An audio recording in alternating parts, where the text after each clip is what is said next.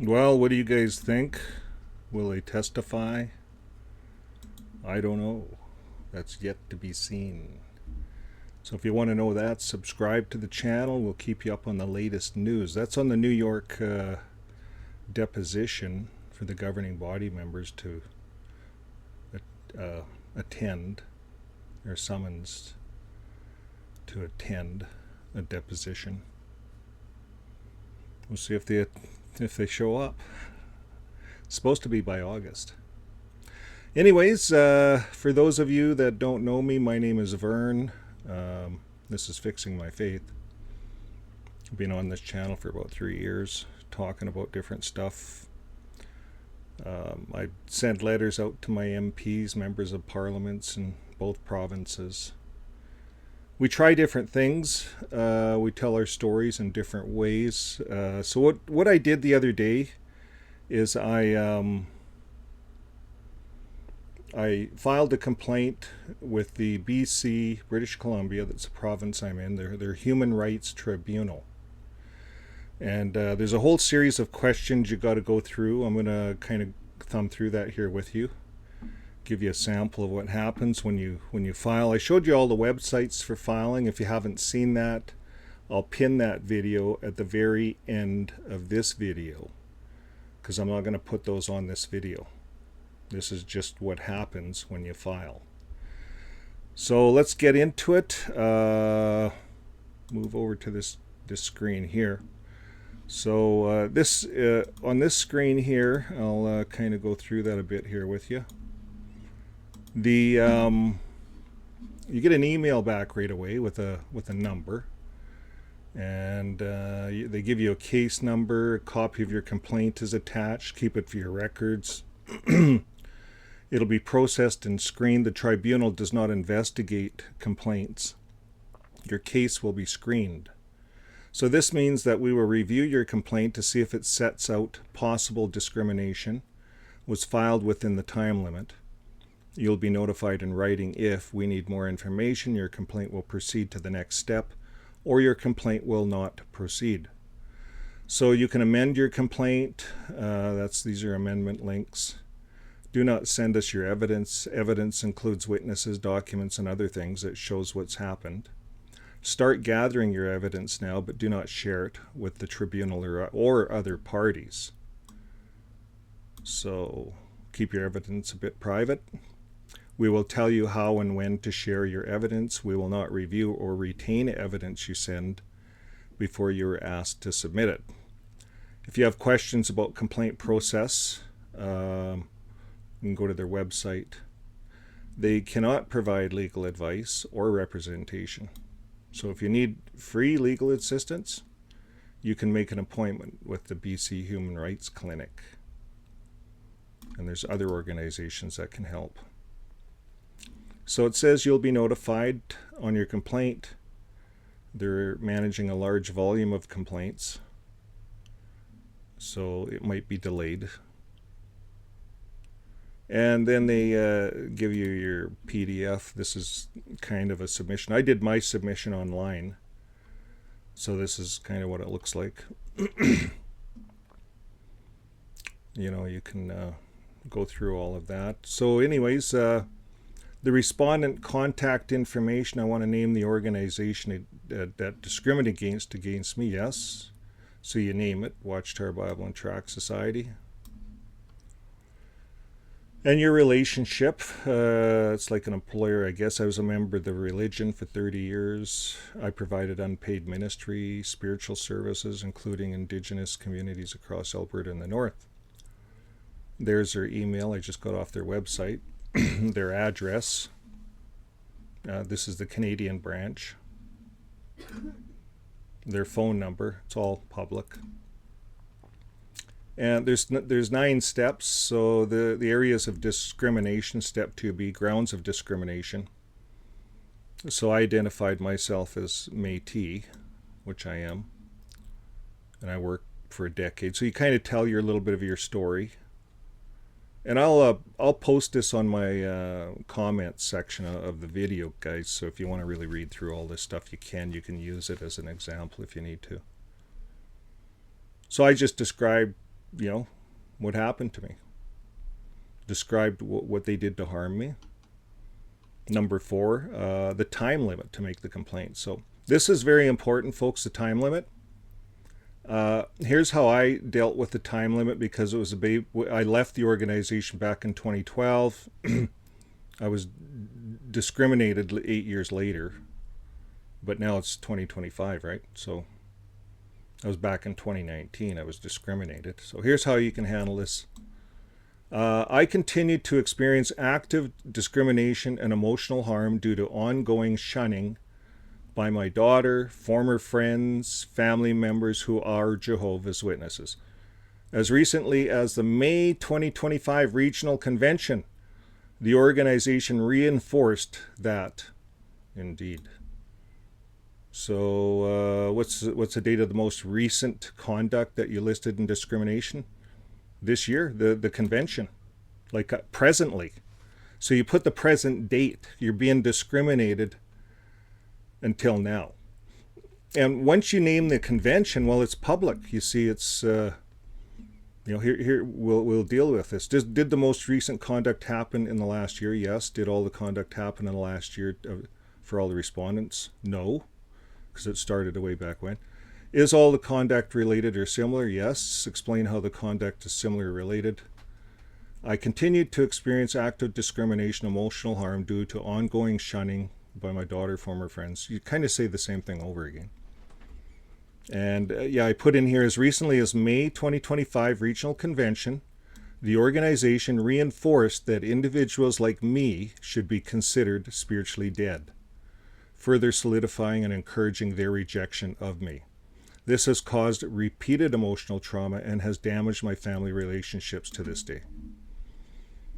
So folks, that's how you can handle discrimination. We're being discriminated until this very day. And they're reinforced by the assembly this year. It's all about discrimination, discriminating anyone who speaks out. You look at a news article, they gave the example. We talk about it in our videos. So explain how the conduct is similar or related. All of the conduct is part of an ongoing pattern of religious discrimination and retaliation by Jehovah's Witness organization. Began in 2012 when I defended. So you can give your story, right? Asked the tribunal to accept late complaints. Why did you file late? Why did you file late? I did not realize that I could file a human rights complaint related to religious shunning and reputational damage until recently. I believe the harm I experienced, especially from being shunned by my daughter and falsely accused of being demonized, was something I just had to live with. Only after learning about similar cases and seeing that spiritual and emotional abuse can fall under human rights protection did I realize I had grounds to come forward. The harm has been ongoing, with new incidences and consequences continuing to this day, including reinforced shunning as recently as the May 2025 Jehovah's Witness Assembly. So that's how I handle that question. How will you accept your complaint? How will your complaint benefit the public? This is an important one, folks. I'm just going to get a drink of water. Okay, I blew this up so you guys could see this. This is, I think, one of the most important questions. How will accepting your complaint benefit the public? So accepting my complaint could help expose harmful religious practices that continue to cause emotional and social harm to individuals and families. It will raise awareness about the human rights implication of disfellowshipping, shunning, and spiritual blacklisting, especially when minors and vulnerable people are involved. This could lead to a broader discussion, legal clarity, and possibly policy changes that protect others from similar harm. It may also encourage those suffering in silence to come forward.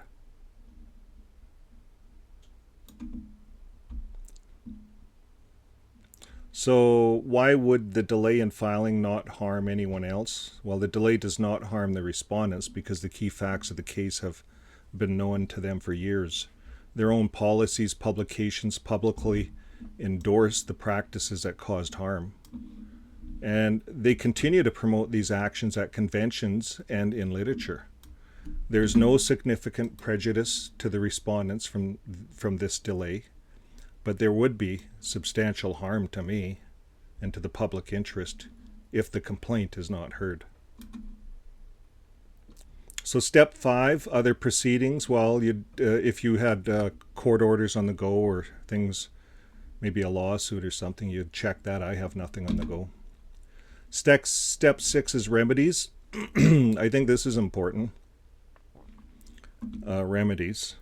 They're looking for that from XJWs. We have the experience. We've been in there for all those years, right? So select the kind of remedy you want that are available under the 37 of the Human Rights Code. Order to stop discrimination, declaration that the conduct is discrimination, steps or programs to address the discrimination, examples of training policy, compensation for injury to the dignity, feelings, and self-respect, compensation for lost wages or other expenses such as moving expenses, photocopying, the cost of attending the hearing, and others. You always leave it open.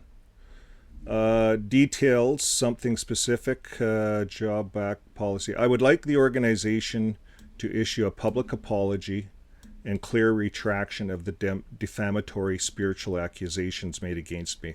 Example being demonized. And I ask for their formal acknowledgement that what was done to my daughter and me was unjust. That's all most of us want.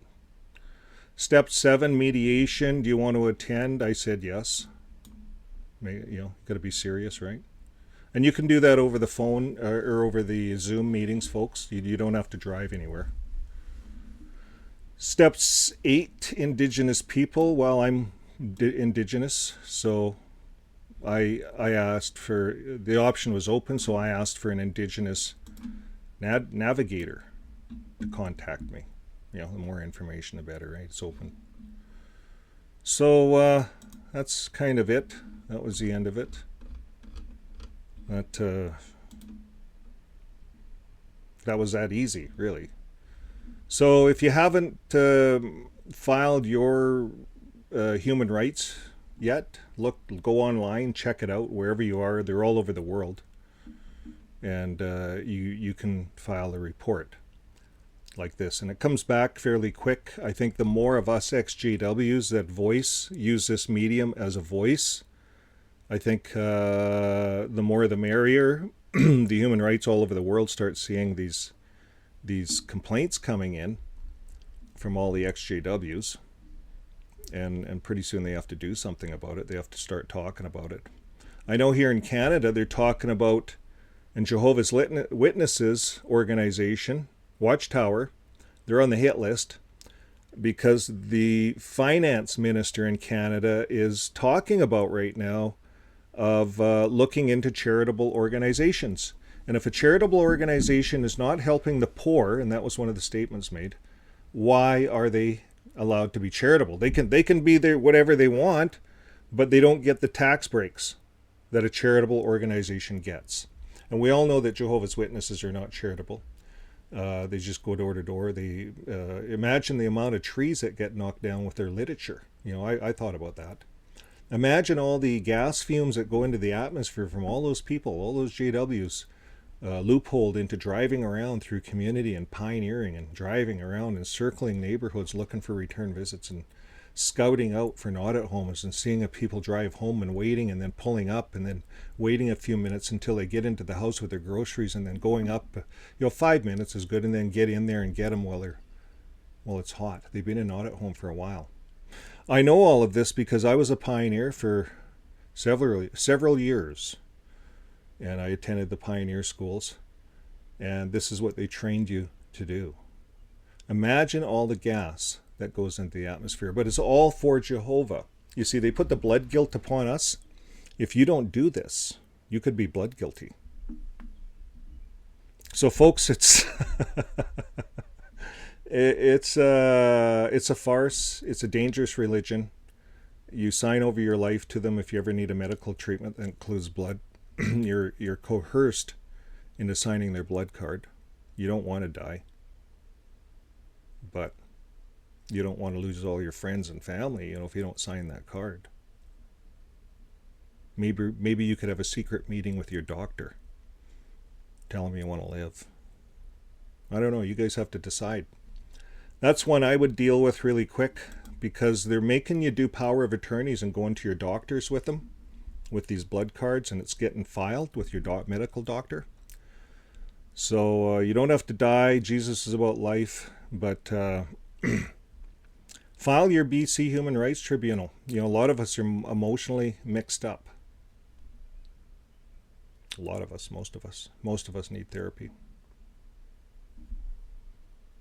You know. So we can only tell our stories. I'm saying this is really easy. Do it.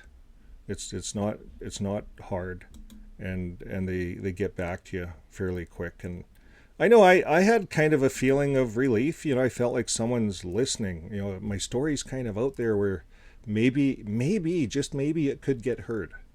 Maybe it could help someone. Just maybe. So folks, keep thinking that way. Keep living your life with love, and we'll see you on the next video. Bye for now.